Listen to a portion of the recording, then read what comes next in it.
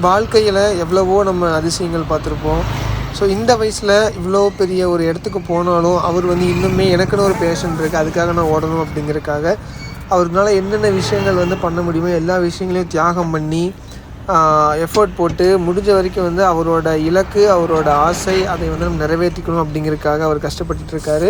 எனக்கும் வந்து பார்த்தீங்க அப்படின்னா கரெக்டாக நான் ஸ்கூல் முடிக்கும்போது எனக்கு ஒரு ஆசை வந்துச்சு. ஸோ கேடிஎம் பைக்ஸ் பார்க்கும்போது கேடிஎம் பைக்கில் ரேஸ் ஓட்டணும், லைக் RC390 வாங்கணும், ட்ராக்கில் போய் நான் வேர்ல்டு சாம்பியன்ஷிப் வின் பண்ணணும்னு நினச்சிட்டு இருந்தேன். பார்ப்போம். என்னை பற்றி சொல்லணும் அப்படின்னா நிறைய விஷயங்கள் இருக்குது. சிம்பிளாக சொல்கிறேன், கேட்டுக்கோங்க. அரௌண்ட் ஒரு 93% வந்து 10th ஸ்கோர் பண்ணதுனால 3 வருஷம் டிப்ளமோ ஃப்ரீயாக தான் படித்தேன். படித்து முடிச்சுட்டு கவுன்சிலிங்கில் PSG tech college Peelamedu Coimbatore. So அங்கே தான் வந்து பார்த்தீங்கன்னா BE கம்ப்யூட்டர் சயின்ஸ் பண்ணேன்.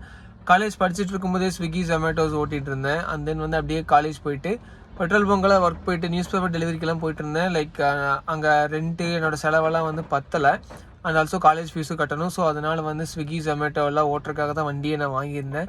ஸோ பைக் வாங்கி ஸ்விக்கி ஜொமேட்டோ ஒர்க் பண்ணி அதுக்கப்புறம் காலேஜ் முடித்து சென்னை ஒர்க் போய் அங்கே ஒர்க் செட் ஆகாமல் ரிட்டன் நான் பொள்ளாச்சி வந்து ஃப்ளிப்கார்ட்டில் டெலிவரி பார்ட்னராக போயிட்டு இருந்தேன். படிச்சுட்டு அதுவும் அவ்வளோ பெரிய காலேஜில் படிச்சுட்டு ஏன் ஃப்ளிப்கார்ட்டில் டெலிவரி பார்ட்னராக போனேன் அப்படின்னா, பொள்ளாச்சியை பொறுத்த வரைக்கும் 12,000 15,000 அதுக்கு மேலே சம்பளம் தரமாட்டாங்க.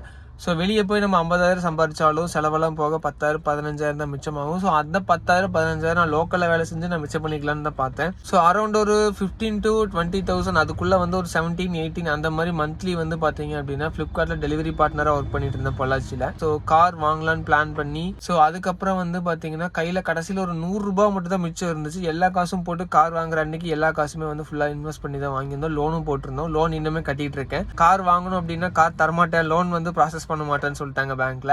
என்கிட்ட வந்து லைசன்ஸ் இல்லை, அதுவும் இல்லாமல் கார் வந்து அவ்வளோ பெரிய கார் ஃபர்ஸ்ட் டைம் வாங்குறாங்க அப்படிங்கன்னு சொல்லிட்டு பேங்க்ல வந்து ரிஜெக்ட் பண்ணி விட்டாங்க. அதுக்கப்புறம் வந்து லைக் நமக்கு தெரிஞ்சவர் ஒருத்தர் வந்து ஷோரூமில் இருந்தார். அவர் வந்து சென்னையில் பிரான்ச்சில் பேசி கொஞ்சம் ஃபோர்ஸ் பண்ணி நமக்கு வந்து லோன் பாஸ் பண்ணி கொடுத்தாரு. கார் மேலே ஒரு இன்ட்ரெஸ்ட் வந்து கார் ஓட்டலாம் அப்படின்னு பிளான் பண்ணி இப்போ வந்து பார்த்தீங்கன்னா ரெட் டாக்ஸியில் ஒரு 7-8 மாதமாக வந்து பார்த்தீங்கன்னா ரெட் டாக்ஸியில் வந்து 30% சேலரிக்காக வந்து டிரைவராக ஓட்டிகிட்டு இருந்தேன். இப்போ சொந்தமாக வந்து ஒரு ஓன் கார் போட்டிருக்கோம். கார் எடுத்து ஒரு 1 வீக் ஆச்சு.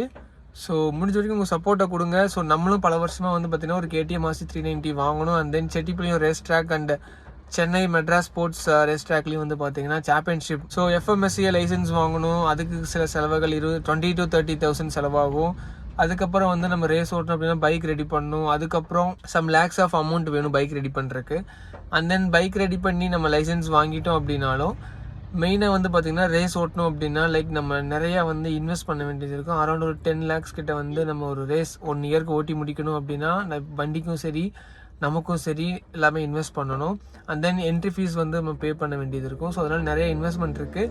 ஸோ அதை நோக்கி நம்ம பார்வை இருக்குது. பட் இருந்தாலும் கடவுள் கொடுத்த ஒரு வாய்ப்பாக நினச்சிட்டு ஒரு இடத்துலையும் வந்து நம்மளால் முடிஞ்ச உண்மையும் என்னால் முடிஞ்ச உழைப்பு வந்து நான் கொடுத்துட்ருக்கேன். உழைப்பு என்றைக்குமே வீண் போகாது.